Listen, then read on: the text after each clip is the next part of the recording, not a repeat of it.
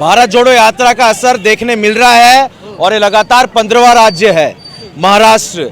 और महाराष्ट्र में जो बीजेपी की सरकार है, जैसी भारत जोड़ो यात्रा की एंट्री हुई वैसी उनके पांव फूल गए हैं और उनको समझ नहीं आ रहा है कांग्रेस और राहुल गांधी को कैसे रोका जाए। अशोक चौहान को अपने टीम में उन्होंने लेने की कोशिश की, लेकिन उसके बावजूद भी हमारा टीम कांग्रेस बहुत मजबूत है महाराष्ट्र में और भारत जोड़ो यात्रा का बहुत बड़ा बदलाव होने जा रहा है। भारत के जो लोकसभा का चुनाव है 24 में, उसमें आप असर देखेंगे। कहाँ बदलाव होने जा रहा है? कह रहे हैं लगातार 400 पार मोदी जी इस बार। 400 पार का नारा वो लोग लगा रहे हैं। लगता है 24 घंटे वो लोग सपने में जी रहे हैं, सोते हैं सपने में, जागते हैं सपने में। वो लोग सिर्फ सपना देखने का काम कर रहे हैं। राहुल गांधी और इंडिया गठबंधन की सरकार बनने जा रही है। दक्षिण भारत में हम अच्छा प्रदर्शन करेंगे। यूपी, बिहार, गुजरात और महाराष्ट्र और मध्य प्रदेश, यहाँ भी हम अच्छा प्रदर्शन करने जा रहे हैं। 24 में कौन आ रहा है? 24 में इंडिया गठबंधन की आ रही है। राहुल भाई आ रहे हैं, राहुल भाई आ रहे हैं, हमारी जनता है।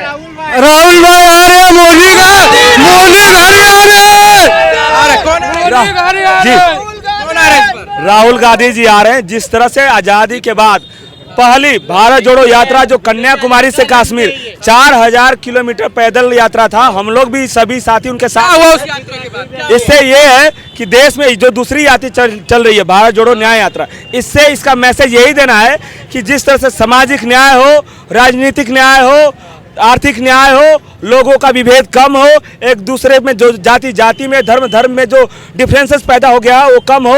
और हमारा नेता राहुल गांधी जी कहते हैं कि नफरत की बाजार में हम मोहब्बत की दुकान खोलने आए हैं।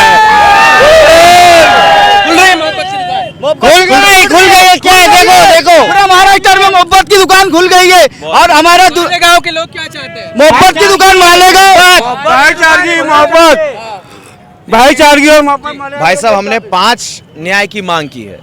अब इस 5 न्याय के मांग के खिलाफ अगर कोई रहता है तो अपने आप को भारतवासी ना कहे। पहली बात, 5 न्याय क्या है? तो युवाओं की न्याय, महिला न्याय, भागीदारी, श्रमिक और किसान।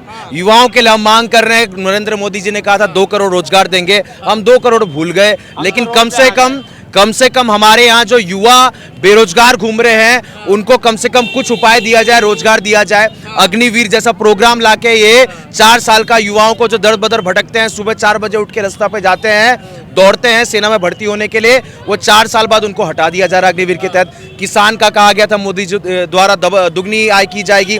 कितनी आय किसान की हुई है आप सबसे छुपा नहीं है। भागीदारी मतलब जितना अमीरों की भागीदारी उतना गरीबों की भागीदारी हो, ऐसा कुछ नहीं है। अगर हम सिलेंडर लेते हैं हम भी उतना टैक्स देते हैं जितना अदानी देता है, तो ये कहीं से भी न्याय नहीं है। महिला न्याय, महिला लगातार महिलाओं पे अत्याचार बढ़ते जा रहा है और महिला परेशान है। और यहाँ पे जो बांटने की राजनीति कर रहे हैं ये लोग, हिंदू और मुस्लिम का आपस में लड़ा। आपने जैसा देखा होगा सीए अभी आ चुका है। सीए आने का कारण क्या है? क्योंकि इंडिया गठबंधन ने प्रश्न उठाया और चुनाव आयोग ने एसबीआई से पूछा कि इलेक्टोरल बॉन्ड का हिसाब दिया जाए।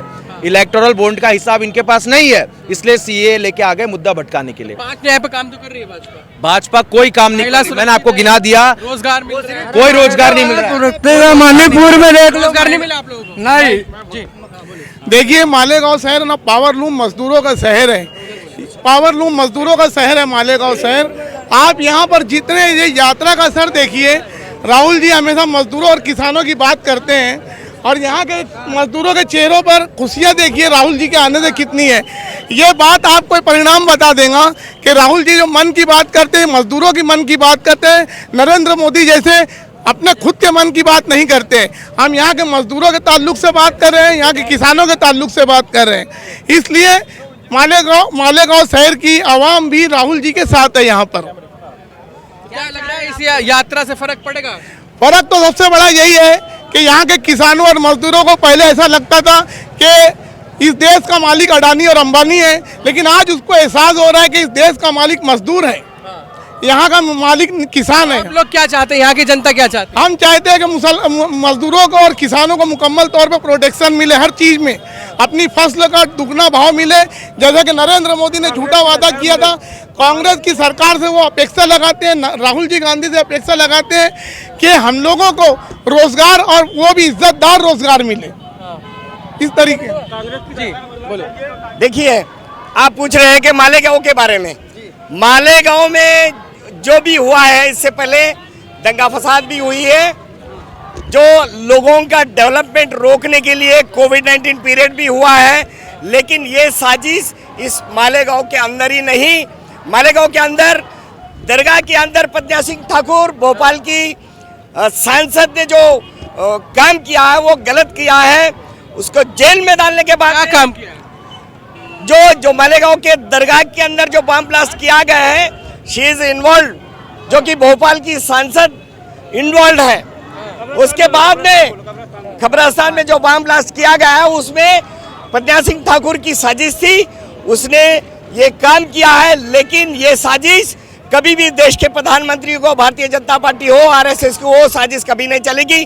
जैसा सेक्सुअल हरासमेंट की जो साजिश इस भारत के मेडल विनरों के साथ हुई है और वैसा की मुर्मूर के साथ हुई है, आज देश के नव युवाओं के साथ हो रहा है, देश के किसानों के साथ हो रहा है, देश के बेरोजगारों के साथ हो रहा है और देश के इस गरीब रेहड़ी पटरी वालों के साथ हो रहा है। ये कभी भी इस हिंदुस्तान में प्रेजेंट किसान के साथ कितना अन्याय हो रहा है।